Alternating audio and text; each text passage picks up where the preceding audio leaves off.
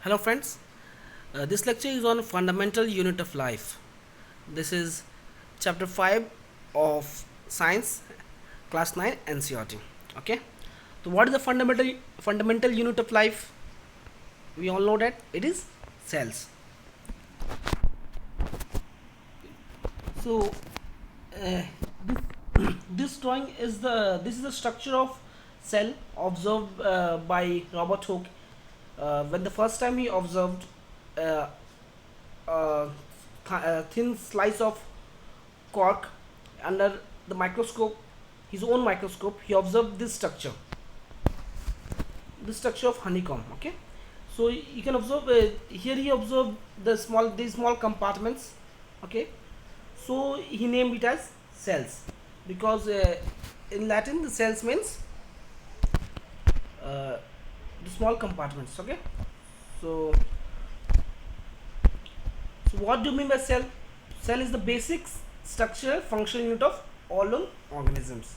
Okay, so how, like, whether it is a small microorganism or a multicellular complex organism, all of them are made up of cells, and each cell is capable of performing a different functions.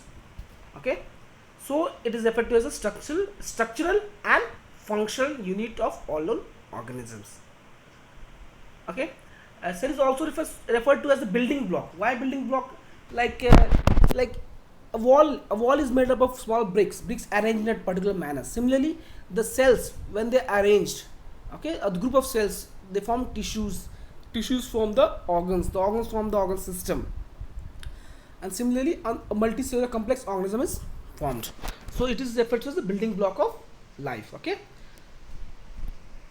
so this is important question as per NCERT, that why the cell is referred to as the building block, and why it is called the structure and functional unit of all known organisms. Okay, go on to the next slide. We'll say okay.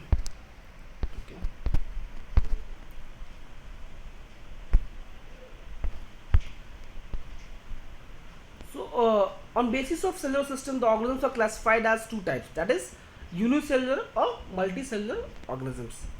Okay, the organisms which are made up of single cell. Okay, a single cell is capable of performing a function of an organism, so it is called a unicellular organisms. Example is amoeba, paramecium, uh, chlamydomonas, bacteria, etc.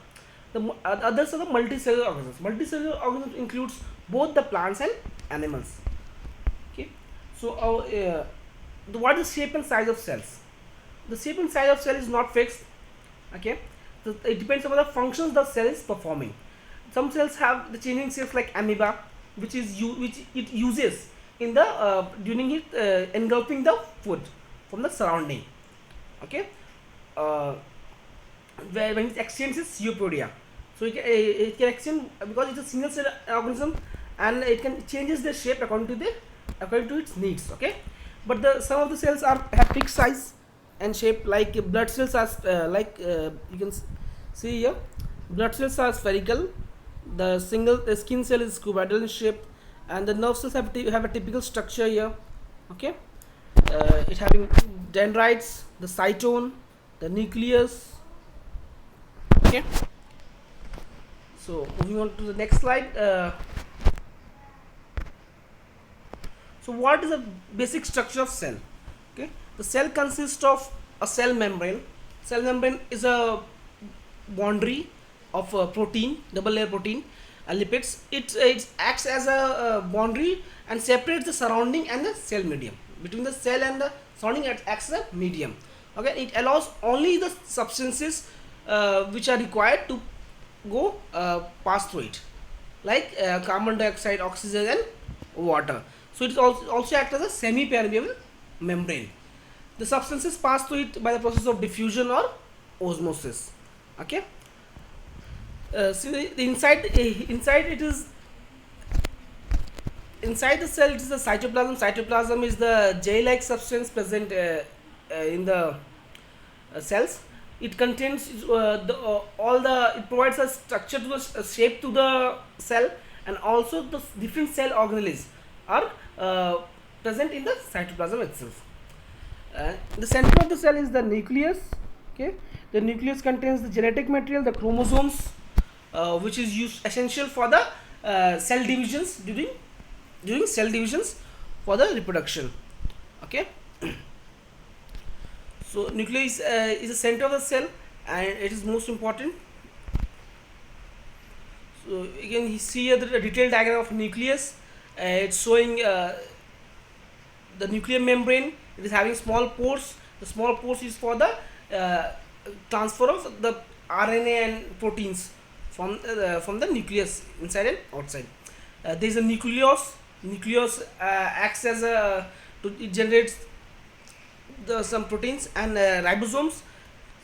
So which will deal the functions later on in the next lecture. It contains the chromatin. This chromatin this is the thread-like structures which clusters and form the chromosomes during the types of cell division. Okay, the nucleus plays an important role in the cellular reproduction. Okay, on the basis of the presence of nucleus and nuclear membrane, the cells are classified as two types, that is prokaryotic cells and the eukaryotic cells. You can see here the prokaryotic cells does not have a defined nuclear membrane or a nucleus, whereas the eukaryotic cells have a defined nucleus. The prokaryotics have the nucleus and the chromosomes in it, but it is not well defined. This is the major difference between the prokaryotes and eukaryotes. Okay, these are drawing diagrams showing the various cell organelles, the details of the functions and the details of the what are this cell organelles we will deal with in next slide. The different cell organelles includes the mitochondria, the Golgi apparatus, the centrosomes, the lysosomes, endoplasmic reticulum, that is rough and smooth endoplasmic reticulum. Okay, these are different functions of the different cell parts. Like we have already discussed, the cell membrane acts as the control for the what enters and leaves the cells. Nuclear membrane acts for the membrane for the nucleus. Nucleus is the center of the cell. The chromosomes acts as genetic information. The endoplasmic reticulum transport the system of the cell. All these functions we will discuss in our next lecture in detail. This is a diagram showing the major difference in the plant cell and animal cells. The major difference between the plant cell and animal cell is the presence of cell wall. You can see here the cell wall is outer covering. It is made up of the cellulose. It acts as a protective layer for the plant cells, and it makes the plant cells bearable the surrounding conditions. The plant cell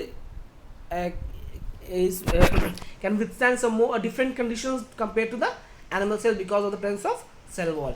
You can also see the vacuoles in the plant cell is greater than that of animal cell.